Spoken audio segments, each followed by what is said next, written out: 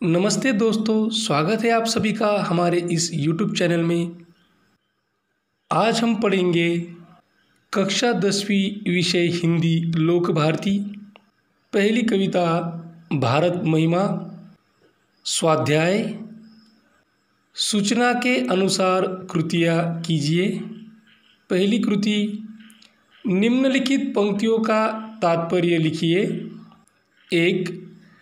कहीं से हम आए थे नहीं।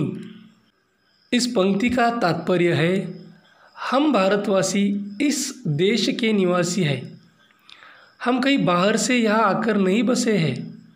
सभ्यता के प्रारंभ से ही यहाँ हम रहते आए हैं। दूसरी पंक्ति है वही हम दिव्य आर्य संतान।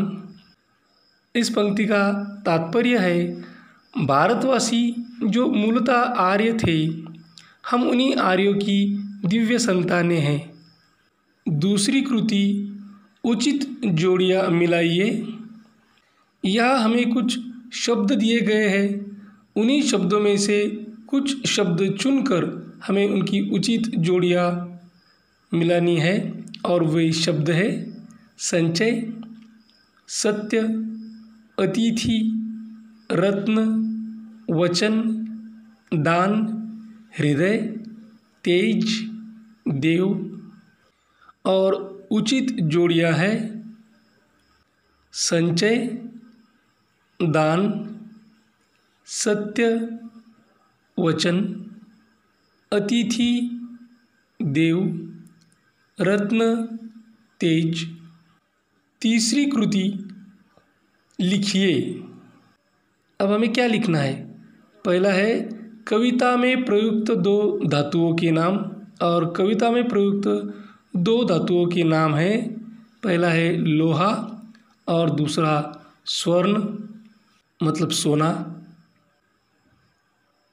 दूसरा है भारतीय संस्कृति की दो विशेषताएं, और इन दो विशेषताओं में से पहली विशेषता है दानशीलता, जो भारतीय संस्कृति की विशेषता है, और भारतीय संस्कृति की दूसरी विशेषता है अतिथि सत्कार।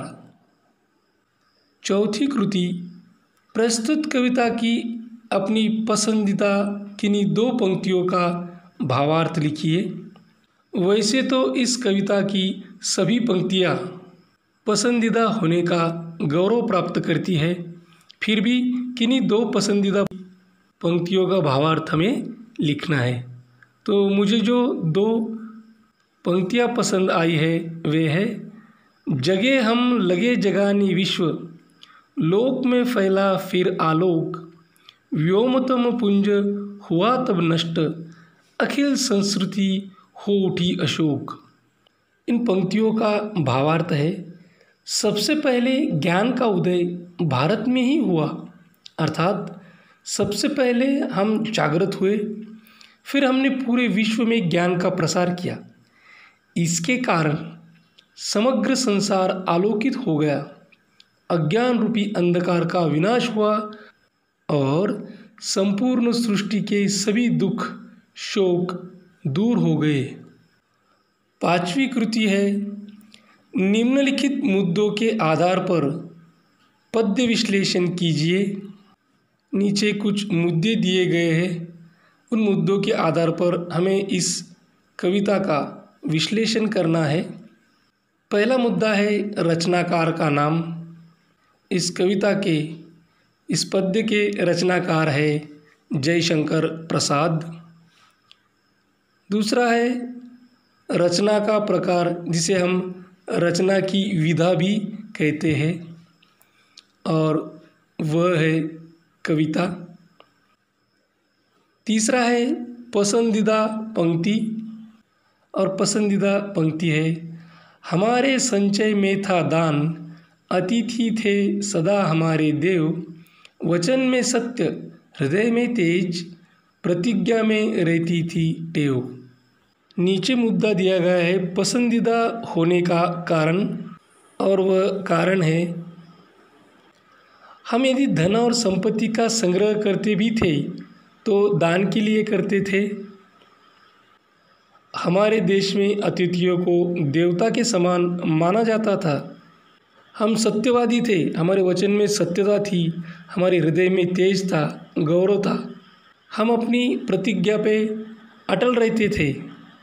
पांचवा मुद्दा है रचना से प्राप्त संदेश, और वह संदेश है कि हमें सदैव अपने देश और अपने संस्कृति पर गर्व होना चाहिए, और जब भी आवश्यकता पड़े, जब भी ज़रूरत पड़े, देश के लिए अपना सर्वस्व न्यौछावर करने के लिए हमें सदैव तैयार रहना चाहिए।